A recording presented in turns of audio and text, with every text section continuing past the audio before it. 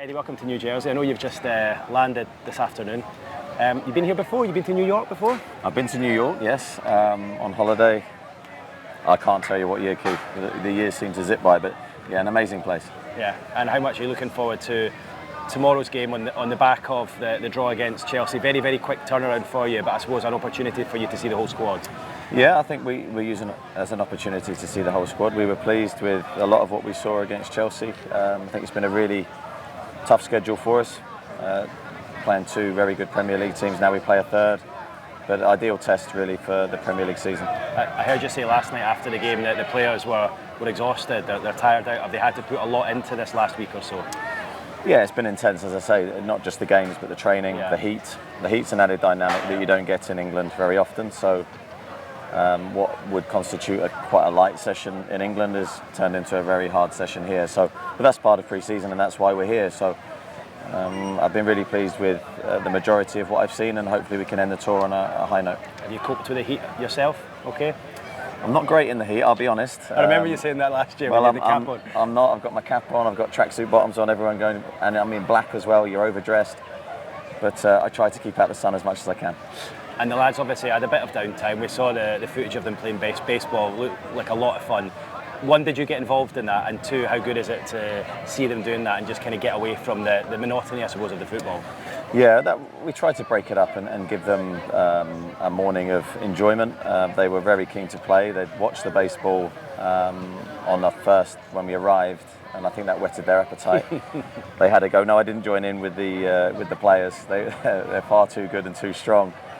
Some of them are very handy. But it was just great to see them laughing and joking with each other and taking it very seriously. They all wanted to win. Yeah, they all got right into it by the looks of it. So J.K. Murphy with the war paint on under his eyes, and then Joe Linton getting greeted the other day at the training ground, and they all had the gloves on, waiting for him coming in. Well, we try and make it competitive. There was a little forfeit on it, so we always try and create a winning mentality, and even in the fun things we do. So it was great to see the lads throw themselves into it. The two games you've played so far against Villa and Chelsea, they felt a little bit more than a pre-season friendly. Would that be fair, due to the fact that there is a competitive nature against teams in your league next season? Very much so. I'd say they were more than friendlies, but just because the teams we're playing in the Premier League, it's rare pre-season that you would play Premier League teams. I think on reflection after it, I think we've been pleased that we've had those tests, because I think the season we're going into with the competitions, the quality of opposition in the Premier League this season, we will be ready for the Premier League, and I think ultimately that's what pre-season's for. How far away are Joe Willock and Sean Longstaff from being involved? I don't think they're far, but they've both had they're very different injuries. Joe's had a long-term hamstring injury. We have to be careful that we introduce him at the right time, so we're building him up slowly. With Sean, he's just had a niggly injury, and we don't want that niggle to continue. So again, we have to introduce it when we think he's ready. And I know you spoke about Louis Miley after the match last night. Has he been one of the real positives, one of the real pluses for you from this camp?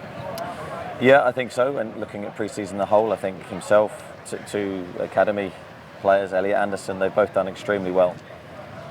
Pre-season again is part of that, where you give younger players an opportunity to play in high-profile games and see how they deal with the atmosphere and the pressure that comes with those games. They've done exceptionally well, both of them. It shows that there are players coming through the ranks, because I know the academy has been criticised in years gone by, but there are players coming through. There are sort of diamonds there. Yeah, I believe so, and I believe hopefully that we can bring some more through in time. Alex Murphy as well did very well in the game yesterday. I was very pleased with his contribution. Ben Parkinson has done really well during his time with us as well. So it's so important that we bring those players through. They don't cost a transfer fee. They have Newcastle running through their veins. So we'd love to introduce more. You've got the two players in the door so far in the shape of Sandro Tonali and Harvey Barnes. Are you any closer to bringing in any more, or how are you sitting with what you've done so far and what you want to achieve in the transfer window? We're really pleased with the two that we've done. We'd love to bring a little bit more in, but until that's done, it's very difficult.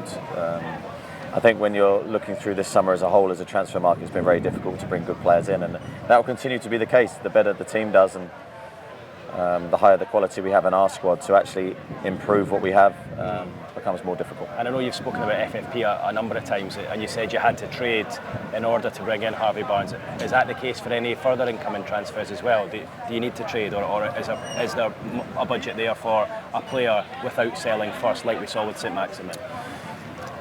Yeah, there's I think something there for us to do if we can agree the terms. We don't necessarily need to sell to bring any more players in. That wasn't the case. Again, going back to Alan, it wasn't a straight swap for Harvey. Okay. That was something we needed to do. We needed to sell this summer in order to do all the transfers that we've done. And the Amazon documentary is coming out next month. I'm sure you saw the trailer yesterday. I haven't, Keith. Have you not? Well, I had quite a few people text me saying, I didn't know Eddie Howe swore. You swore a few times in the trailer. Did I really? Are we going to see a different side of you, do you think? I think when I'm around the training pitch, I can be very, I don't think aggressive's the right word, but forceful.